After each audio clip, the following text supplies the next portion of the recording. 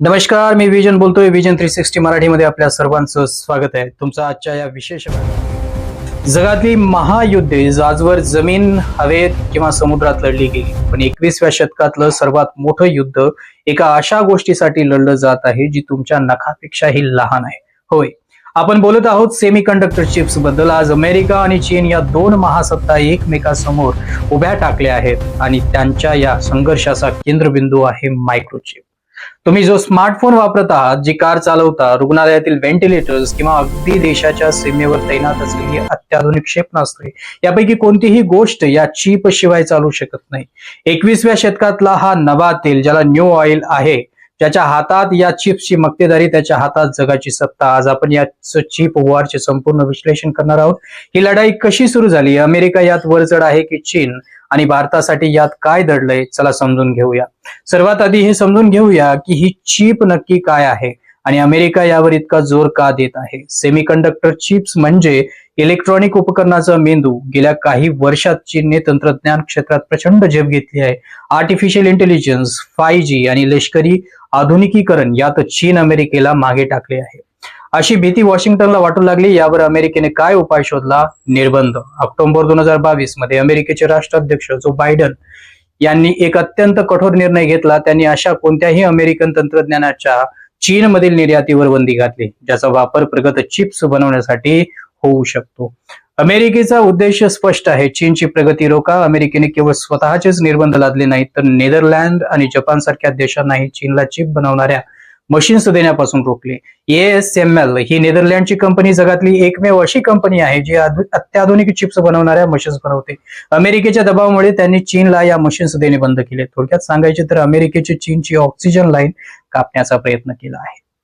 पण चीन शांत बसेल का? अजिबात नाही. ड्रॅगनला जेव्हा कोंडीत पकडले जाते तेव्हा तो आधुनिक आक्रमक होतो. अमेरिकेच्या या निर्बंधावर चीनने एक अतिशय हुशार खेळ खेळली. चिप्स बनवण्यासाठी लागणारा कच्चा माल कुठे मिळतो? तर तो मिळतो चीनमध्ये. चिप्स आणि सोलार पॅनल्स बनवण्यासाठी गॅलियम आणि जर्मेनियम नावाचे दुर्मिळ धातू लागतात. जगातल्या 80% अधिक गॅलियमचे उत्पादन एकटा चीन करतो. चीनने थेट या धातूच्या निर्यातीवरच निर्बंध लादले. चीनने फक्त निर्यातीवर बंदी घातली नाही, तर स्वतःचे स्वदेशी तंत्रज्ञान विकसित करण्यावर अब्जावधी डॉलर्स खर्च केले.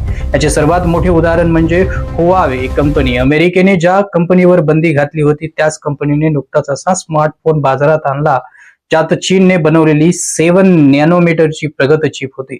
याने अमेरिकेच्या गुप्तचर संस्थांनाही धक्का बसला. याचा अर्थ स्पष्ट आहे, अमेरिका चीनला अडवण्याचा प्रयत्न करत असली तरी चीनने स्वतःचे मार्ग शोधत आहे. आता वळूया या संपूर्ण कथेतील सर्वात महत्वाच्या पात्राकडे, तैवान.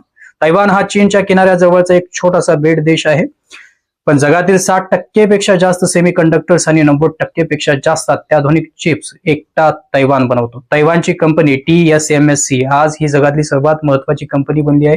चीन तैवानला आपलाच एकच भाग मानतो आणि गरज पडल्यास लष्करी ताकदीने तो ताब्यात घेण्याची धमकी देतो. विचार करा, जर चीनने तैवानवर हल्ला केला आणि TSMCच्या फॅक्टरीज चीनच्या हातात गेल्या तर काय होईल? संपूर्ण जगाची अर्थव्यवस्था एका झटक्यात कोसळेल. जगात स्मार्टफोन, गाड्या, लॅपटॉप्स बनणे बंद होईल. म्हणूनच तैवानच्या या चिप्सना त्यांनी सिलिकॉन डॉल, ज्याला सिलिकॉन शिल्ड म्हटले जाते, अमेरिका तैवानला याचसाठी संरक्षण देते, कारण त्यांना TSMC कंपनीच्या हाती लागू द्यायची नाहीये. दोन महासत्ताच्या भांडणात भारताचे स्थान कुठे आहे? जेव्हा दोन मोठे देश भांडतात तेव्हा तिसऱ्याचा फायदा होऊ शकतो आणि भारत नेमकी हीच संधी साधत आहे. भारताला माहिती आहे की भविष्यात केवळ सॉफ्टवेअर्स मध्ये नाही तर हार्डवेअर मध्ये ही महासत्ता बनावे लागेल. म्हणूनच भारत सरकारने इंडिया सेमीकंडक्टर मिशन सुरू केले. टाटा समूहाने तैवानच्या PSMC सोबत मिळून गुजरातच्या धोलेरा येथे भारताचा पहिला चिप प्लांट सुरू केला. आसाममध्येही सेमीकंडक्टर टेस्टिंग प्लांट उभा राहत आहे. भारत जगभरातील कंपन्यांना भारत चिप्स बनवण्यासाठी अब्जावधी रुपयाच्या सबसिडी देत आहे. भारत सध्या सर्वात अत्याधुनिक चिप्स बनवणारा नाही, पण कार, रेल्वे, टेलिकॉम आणि घरगुती उपकरणासाठी लागणाऱ्या बेसिक चिप्स बनवून भारत जागतिक सप्लाय चेनचा एक महत्वाचा भाग बनत आहे. चीनवरील अवलंबित कमी करण्यासाठी जगभरातील कंपन्यांना आता China+1 धोरणानुसार भारत सारखा विश्वासार्ह पर्याय हवा आहे. तर हे चिप वॉर कोण जिंकेल? सध्या तरी डिझाईन आणि रिसर्च मध्ये अमेरिकेचा वर्चस्व आहे, पण चीन आपल्या प्रचंड मनुष्यबळाचा आणि सरकारी पैशाचा जोरावर वेगाने प्रगती करत आहे. हे युद्ध लवकर संपणार नाही. तंत्रज्ञानाचे हे जाळे जगभरात इतके विखुरलेले आहे की कोणताही एक देश यावर पूर्ण वर्चस्व गाजवू शकत नाही. पण एक गोष्ट नक्की, जो देश या चिपच्या शर्यतीत जिंकेल तोच 21व्या शतकावर राज्य करेल. आणि भारताने या शर्यतीत वेगाने पळायला सुरुवात केली आहे. ही आपल्या सर्वांसाठी एक दिलासादायक बाब आहे.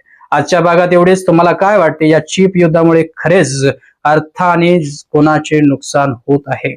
आम्हाला कमेंटमध्ये करून नक्की सांगा. जर तुम्हाला हे विश्लेषण आवडले असेल तर आमचा व्हिडिओ लाईक करा, शेअर करा आणि अशाच महत्त्वाच्या जागतिक घडामोडीसाठी समजून घेण्यासाठी आपल्या व्हिजन 360 मराठी या चॅनलला सबस्क्राईब करा. धन्यवाद.